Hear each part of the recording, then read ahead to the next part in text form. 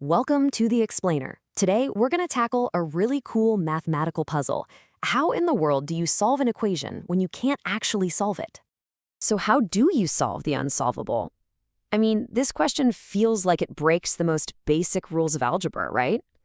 For ages, mathematicians were pretty stumped by problems like this, until they had this brilliant realization. Maybe the goal isn't to find a single perfect exact answer. All right, check this equation out from our source material.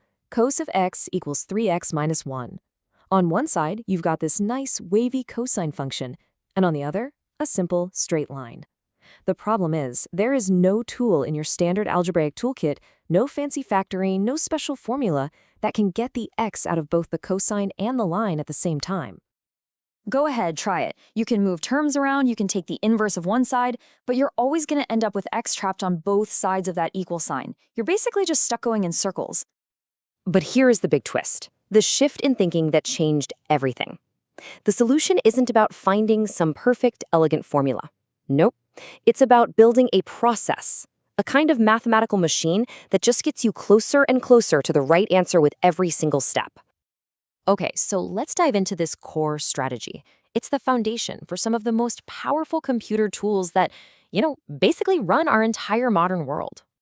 The magic word here is iteration. It sounds fancy, but it's a super simple idea. You make a reasonable guess, you apply a rule to make that guess a little bit better, and then you just do it again and again. Each time you run through that cycle, you get a little smarter and a whole lot closer. So, our first formal technique takes that simple idea and gives it some mathematical muscle. This is where we turn our so-called unsolvable problem into a step-by-step recipe that spits out an answer. So here's our recipe. Step 2 is really the crucial move. You rearrange the whole equation to isolate x on one side. When you do that, you've basically turned the other side into an answer-improving machine. You feed a guess into that machine, and what pops out? A better guess. Then you just repeat the process. Okay, let's put this to the test. Here's a problem straight from our source material. Again, trying to solve this thing directly is just a dead end. But the source tells us the answer is somewhere around 3.8. So perfect, that's our starting line for this little guessing game. We make our initial guess, our x0, which is 3.8. Now let's pop that into our machine. After we plug 3.8 into our rearranged formula, the machine hands us back 3.79. It's a small change, sure, but we're already a little bit closer to the real answer. And here's the key. We don't go back to 3.8. We take our new answer, 3.79, and we feed that back into the machine. And the result? 3.7893. See that? We're zeroing in on the target now. We do it one more time with that latest result, and boom, look at that. The number settles, it's not changing anymore, at least not in any meaningful way. Our process has converged, we found our root. So, the iteration method totally works. It's solid. But it can feel a bit like you're taking these small, careful baby steps. What if we could take a giant leap with every single guess? Well, this brings us to one of the most famous and powerful tools out there, Newton's method. Newton's method, sometimes called the Newton-Raphson method, is a massive upgrade on the same core idea of iterating, but it has a brilliant, brilliant trick up its sleeve. So here's the trick. It's calculus. Instead of just plugging in numbers, Newton's method looks at the slope of the function at our current guess. Then it draws a straight line, a tangent, from that point. And where that line smacks into the x-axis, that is our next guess. It's like aiming with a laser pointer instead of just wandering around. And this is the formula that makes it all happen. Now, I know it looks a little intimidating, but all it's really saying is that our next guess is just our old guess minus a little correction. And that fraction, f of x divided by f prime of x, that's the aiming part.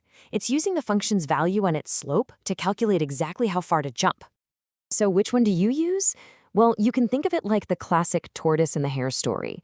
The simple iteration method is the tortoise. It's slower, but it's super easy to set up. Newton's method, though, that's the hare. It is blazingly fast and usually gets to the finish line in just a few giant leaps. The only catch is that it needs a little more setup. You've got to calculate the function's derivative. Okay, this is all fascinating math, but why does any of it actually matter outside of a classroom?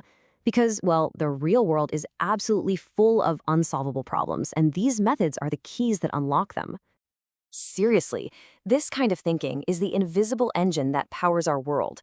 When a video game renders a perfect shadow, it's not solving some magical equation. It's iterating to find a good enough color for that pixel.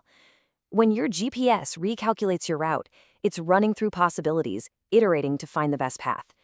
These methods are everywhere, working behind the scenes.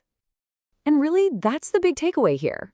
In our messy, complex world, the ability to find a good enough answer, an answer that's accurate to the 8th or 10th decimal place, is often the most powerful tool we have.